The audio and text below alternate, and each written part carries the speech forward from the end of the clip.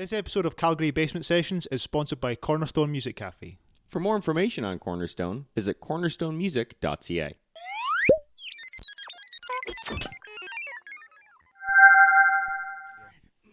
Hey, welcome to Calgary Basement Sessions. I'm Ben Price. And I'm Ben Montgomery. And today we're talking to Aaron Pollock, who you might recognize.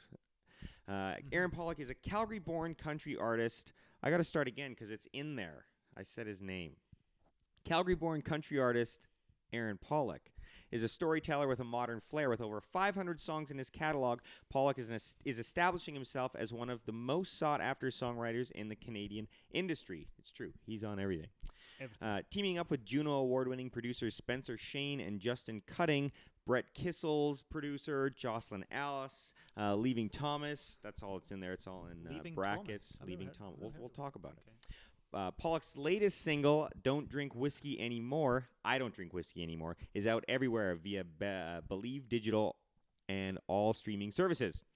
With a mellow hook and heartfelt lyrics, the track is the perfect song to listen to on a summer night with friends or to be quietly enjoyed in solitude with a tempered beat that hits you in all the right places. Ooh, which is better now because summer's almost over. It's getting chilly out there. It's pretty much over, yeah. No stranger to collaboration, Pollock has shared the stage with heavy-hitting artists including Brett Kissel, Jocelyn Alice, and Sean Hook. As a co-writer, he achieved his first iTunes #1 with All Over It by Ben Chase, Numero uno. which topped the iTunes country chart in January 2019. Welcome, Aaron. Welcome. Thank you for having me. It's so good to be here. Oh, even after Quite I the intro. butchered the bio, you're still happy to be here. You did a pretty good job. Thanks. There's a lot in there. What Yeah, I about know. What good. about? There is a lot in there, and we have a lot to talk about. Right. Aliens included. Lizards. Here we go. Wow. Right. So, first things first. Your first iTunes #1 with All Over It by Ben Chase. Yeah. That must have been an awesome Yeah. experience, man. Congrats, by the way. Yeah, congrats. That's It's awesome. thank you. It was really cool. It was cool because I wrote that song with Ben and two of my really good friends, Adam Dowling and Maddie McKay. Adam plays drums for George Canyon. Maddie plays guitar for Brett Kissel. Cool. And Ben's just a good buddy of mine, and we had like a really fun time writing it. And it was really cool. Like an iTunes #1 is obviously not the same as a radio #1. It's not quite as big a deal, but it's still a #1. 100%. And Yeah, man. you know, no one can take a #1 away from you. Yeah. And like it was just a a cool milestone as a songwriter. I'd never had any achievement sort of like that before, and to have it with three really good buddies of mine was awesome. Definitely. That's Yeah. awesome. Yeah. The other thing is, you put that on your website. A normal person doesn't know that an iTunes #1 isn't the same thing as a radio #1. Yeah. Yeah. If Yeah. you're trying to sell yourself to someone, they don't know. Yeah, Yeah. we'll cut that out. But no, but yeah, just having #1 on your website, like people are like, oh, #1. Seriously, when I do tour in Edmonton, it's a really big thing for rating things. So when I do like the Fringe circuit, Oh, cool. people want to see stars on your poster. It doesn't matter where they're from. If you have 5 stars on there and it's like my mom, they don't care. They're just like, ooh, 5 stars. He must be good. 5 stars. Yeah. The Balf Alberta Times. Yeah, exactly. Whatever it is, make it up. Give it to yourself. Yeah. Like, Yeah. whatever. Yeah. No one knows. And he is a 4-star performer. It's true. So, yeah. 3.5 at best. 3.5. Yeah, a push. Yeah. Still pretty good. Thank you. Get you there. Yeah. No one can take a 3.5 star away from you. No, They can't. definitely not. They struggle to. For sure. Yeah. Fight ya. I'll fight you for it. So you were nominated twice as a co-writer in the Song of the Year category at the 2019 Association of Alberta Country Music Awards. That was for All Over It by Ben Chase and Hands on My Body by Mariah Stokes. Correct. Holy moly. That was cool. Yeah. Yeah, it was, I've never been nominated myself for an ACMA award, but like it was cool to be nominated for like as a songwriter for other songs that I'd been a part of, and like it was really cool to have 2 nominations in the same category too, which I didn't end up winning, but like it was just another cool milestone as a songwriter. And like, even though I might not have been nominated for anything, I still feel like I was kind of got some recognition, which is always really nice to have. 100%. You could put that on your website. Yeah. Just beside that #1. Yeah, nominated. Yeah, it's on my longer bio. I sent you guys my shorter versions. Nominated. Nominated. that's awesome. Nominated. Yeah. Yeah. It says in your bio as well, you have 500 songs in your catalogue. Yeah, that just means I've written over 500 in my history of all the songs I've ever written, which I started counting basically when like 2015 maybe. Wow. And it was like, yeah, thanks, man. I've been writing a lot of songs for a lot of years because like my view I can give you a little background, I guess, how I came to do that, I Please do. guess. Please do. And like my background as a musician. So I started off playing rock and roll music. And it was a bit all over the place. Like it went from being, heavily like bluesy John Mayer influence, like even Guns N' Roses influence when I was younger, Nice. to more like Sublime reggae rock style influence. Do you see reggae rock? Style? Reggae rock, like Sublime, Il Scarlet, that kind of music. That's where I Love grew it, up. man. That's what I was playing in like my late teens, early 20s. And I wound up playing in this contest called Indie Week in Toronto. Yes. And I made it to the finals, which was sweet. Wow. And one of the judges told me after, like, we didn't do very well in the finals, or like even make it to the top 3, but that was okay. You were in a band in that situation? It was just under my name. I used to be in a band called the Canards, which was like a reggae rock band, but I eventually just rebranded to myself because the guys I were playing with like had other careers and stuff, and it was only me sort of really pursuing it. So, for sure. one of the judges in Indie Week was like, "Hey, Aaron, like you sounded great up there. Just like I got some feedback for you. If you're open to it, we should Skype sometime." The guy's name is Brian Moncars. He's a producer out of Toronto. Really nice guy.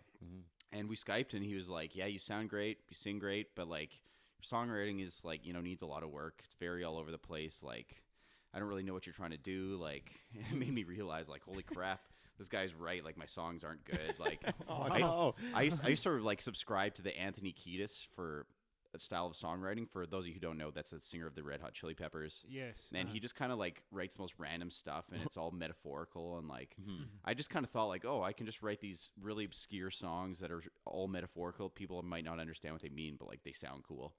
And then once Brian talked to me, I was like, oh no, there's actually some more work that goes into this. Like, it's a very intense craft. So I started like reading any books I could find and started co-writing with whoever I could. And that's actually when I started doing country music, because I realized, like, I came across, country and just sort of dived into it more, and realized, like, holy crap, this is the genre where the lyrics are literally the most important thing, and more so than any other genre. And I've always been like, I started writing poetry as a little kid, and like the lyrical aspect of music has always really spoken to me. And I kind of realized, like, maybe this is what I meant to do as an artist and songwriter, just like, focus on this part. So back then I just started songwriting. So that was like 2015, and writing with whoever I can. And just, over those few years, I've probably written with like the handful of songs I'd written before that, like it's over 500, I guess, which means like a lot of them are horrible, horrible songs, and a lot of them are highly mediocre. But like, songwriting, when you're getting started out anyways, is a numbers game. Like, the more that you do it, the better you get.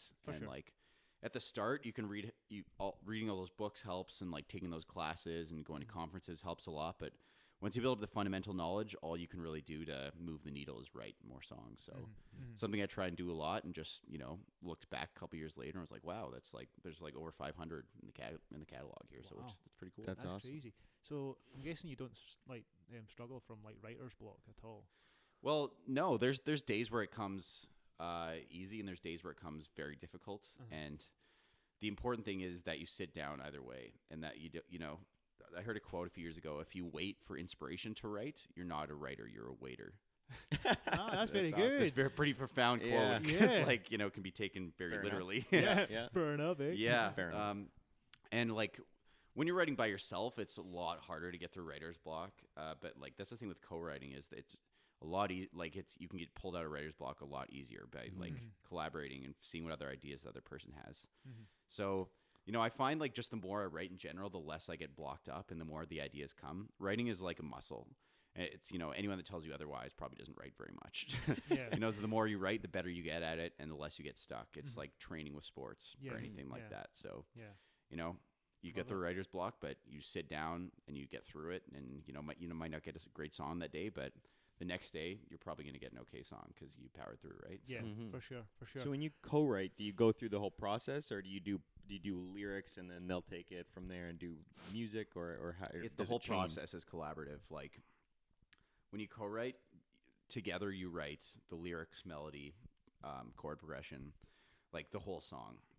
There's rare times where you'll do part of a song with somebody and then they'll finish it themselves. But the way I do it, which is kind of rooted in the Nashville precedent, the Nashville style, which is like anyone in the room gets an equal share in the song. It's a collaborative project. Whereas in like LA, and sort of in the pop realm of writing, they like divvy up the songwriting percentages by how much work they think you contributed to the song, which is brings a very different mindset. Yeah. Yeah, definitely. And it's almost like a kind of toxic mindset in a way, I find, because like once you just worry about collaborating and less about other people taking away for you or taking your credit, like that's when you get the good stuff. Yeah. So, Definitely. Yeah.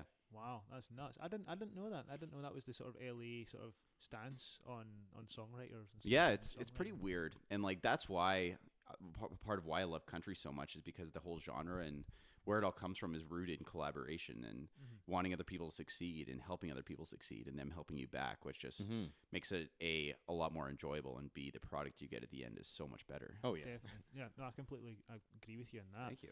Have you been down to Nashville before? Yeah, I've been 5 or 6 times, and Oh. it's great.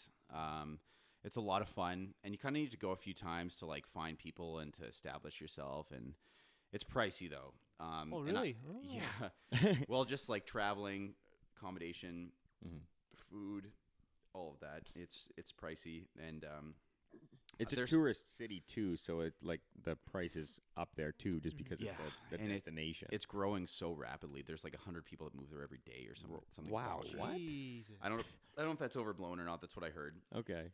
You heard it but- here first. You heard it here Broke the first. news. Yeah. Wow. Yeah, but Wow. it's great. But like over the past couple of years, I've really met a crew of people up here that I love writing with, and I've made some progress with. And next time I go down, I want to be able to, write with some new people and do some new things that I hadn't done there before, because I felt like the last couple times I'd gone, I'd done sort of similar sort of things. So, but by the time I'm able to get down there with COVID and everything, it'll probably be like 2 or 3 years since my last trip, and that'll Wow. be great because it'll be a totally different trip, I feel like. For sure, a completely different city. I do And Skype with people from Nashville quite frequently to write, though, which is nice, or Zoom write, that's which is funny because not a lot of people were doing it before COVID, and now everybody's doing it. Yeah. And I'm like, Yeah, that was years ahead of the curve with you guys. yeah. Yeah. Wow. Copyrighted that. Yeah. Yeah. Yeah. So is there been an artist that you've worked with that you've just clicked with instantly, like songwriting, and you go back to regularly because that magic is just so amazing. So Yeah, fantastic, there's definitely a few. yeah. There's definitely a few. Probably the most notable one, her name's Annika Cheen. And she just goes by Annika now for her artist name. But she was a lead singer of that band Leaving Thomas that I was talking to you about. Yep. And they were signed to MDM Records for a bit. They broke up last year. They're like a country group, but she is a girl I discovered on YouTube in like 2012. And she's probably the best singer I've ever worked with and one of the best I've ever heard. Wow. She's literally an A-level performer. Like she's in the 1% of performers. I think it's insane. Jeez. And of songwriters too, and of people. Like she's someone that I approached a few years ago in like 2016. This is right when I was discovering songwriting. I discovered her band online because I was following her, and I was like, oh my gosh, these are amazing songs. And she's an amazing performer. I need to like try and work with her because I was trying to find people to work with. And I went to her show, and I just hope to meet her, and I really enjoyed their music. Yeah. And I talked to her after. I was like, hey, like that was a great show. I'm an artist as well. And she was like, oh, hey, like, that's great. Let's write sometime. And I wasn't expecting it. And she just turned out to be the nicest person. And since then, she's been my main sort of collaborator in a lot of ways.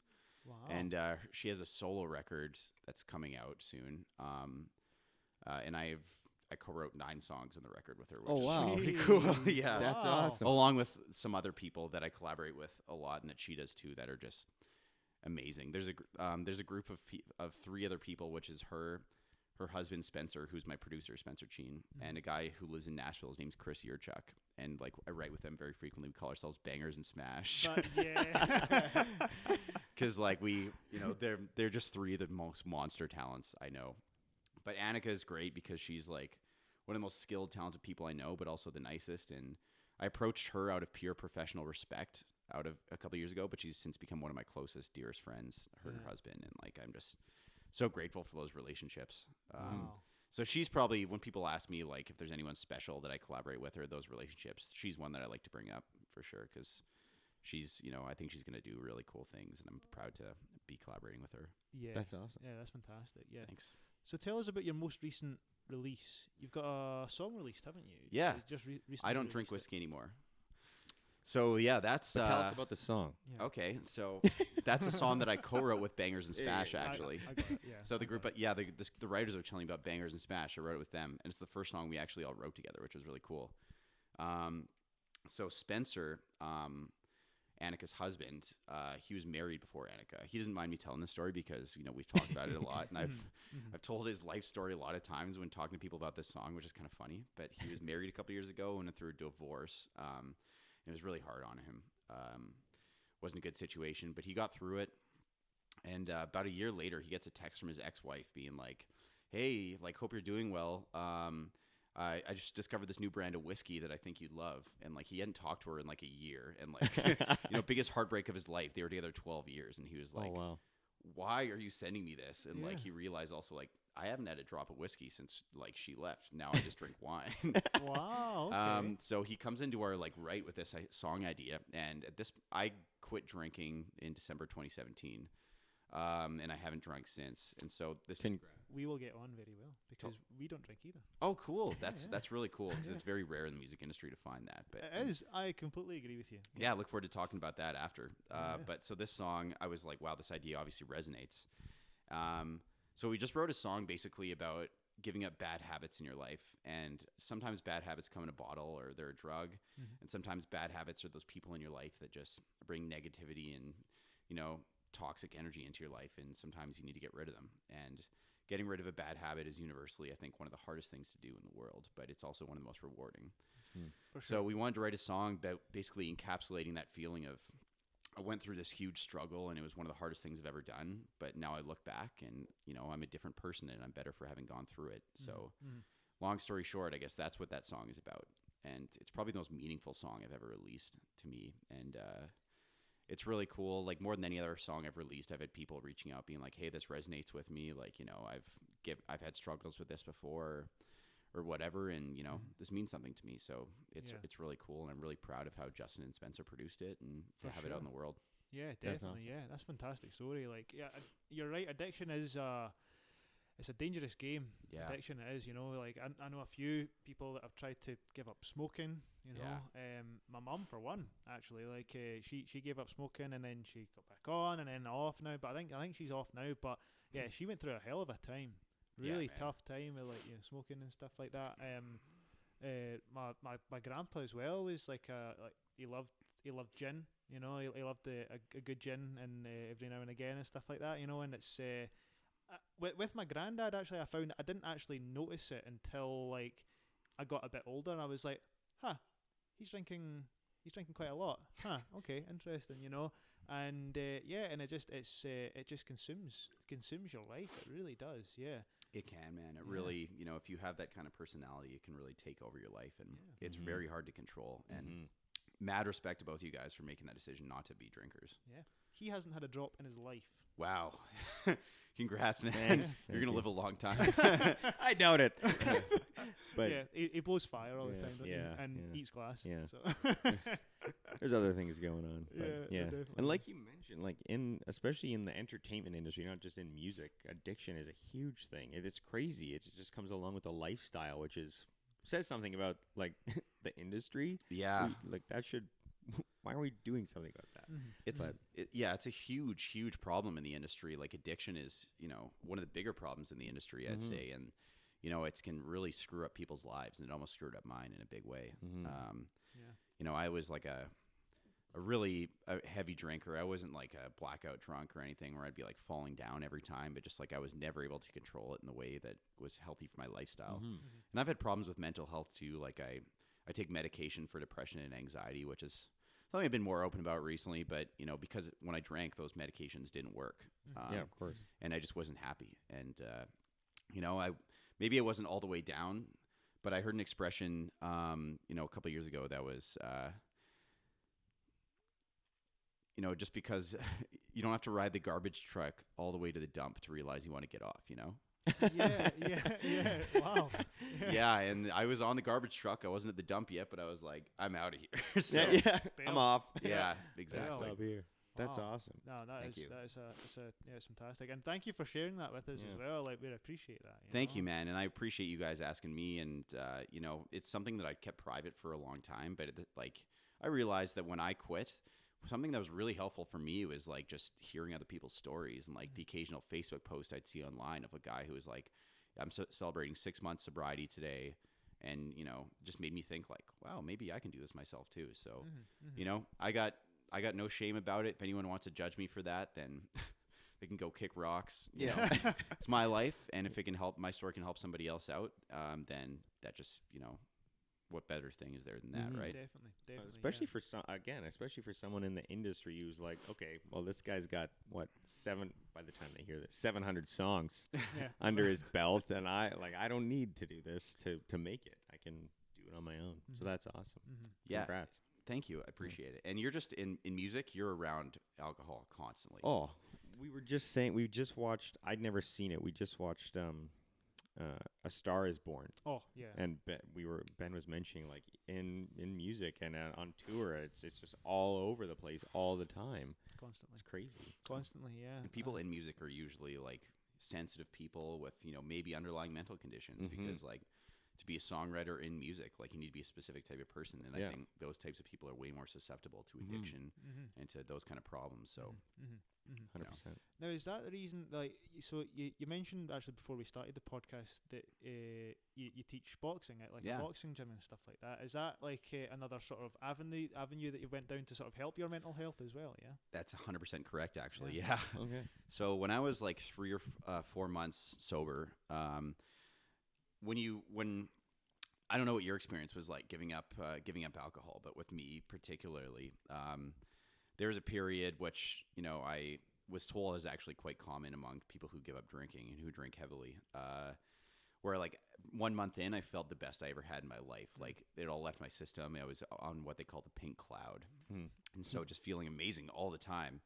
And then what starts to happen, as it was explained to me, is like alcohol suppresses like all your emotions and like a lot of things that you normally deal with. It just kind of suppresses them. And, you know, a few months in, the emotions start to come up and you start to feel this anxiety and energy and you have really nothing to do with it. And you have the feeling of crawling out of your skin. That's what they call it. And I was in a relationship at the time that was very difficult. And, you know, we had some problems and it was tough on me. And like, this was around the time I was going through this crawling out of my skin phase and I was losing my mind. I was very like crawling up the walls, felt like terrible all the time. And I was just like, I need something to get this energy out or to like help me. And like I saw this boxing gym and it just clicked, like this would be really great. And I started going there and the crawling out of my skin phase went away and just it was so amazing for my mental health. I had never experienced a workout like it where, you know, that feeling of catharsis at the end of it, or where I'd done something so physically challenging where it like left me with nothing left in the tank. But by the time I get home from the workout, I was like, I would go do that again today. That was so fun. 100%. No, no, I completely agree with you. That's like, well, my as I mentioned before, like my family's a very fitness family, you know. And my dad and my mum were actually like bodybuilders and stuff. Oh, so cool. we've always had like we've always gone to the gym. We've always gone out for runs and like bike rides and stuff. So it's been a part of my family for a long time. But I completely agree with you when like you just feel like you're climbing up the wall and like you're just like you just need to sort of get this energy out, and then you go for an unbelievable workout. You're exhausted. You have nothing left in the tank. But after it, you feel awesome. It like, fills your tank back up. It really does. Yeah, it's like a reset button. It is. It really is. It's fantastic. Yeah. So now you're a trainer. Yeah. At this boxing gym. Yeah. Yeah. I started out working at the front desk there, and not a whole lot of boxing experience before that. But like the guys who run the gym are like ex-pros. They are very legit guys, and the way they run the studio, it's all about the fundamentals of boxing and teaching you the actual sport. It's not just like punching to the beat or anything. It's like you learn how to box when you're there, but at the same time, the workouts are accessible. And someone who's a beginner and someone who's an expert can do one of the classes and get a great workout. So I started training with them a lot over the last couple of years. And then, you know, finally I said I want to like teach the classes and train. So I've been training a lot with the trainers there. And now past 2 months-ish, I've been teaching, and it's a fantastic job. I love working out there, and I love working there. So it's awesome. That's fantastic. Cool. So what would you say is like the hardest part to learn? Was it like the sort of technique and stuff like that, like the footwork or... The hardest part it's just like the movements in boxing are highly complicated. It's actually like golf a lot, I find, in terms of like the mechanics of the movement, the body rotation, and just in terms of how technical it is and how hard it is to get good at the sport. Yeah. It's like golf.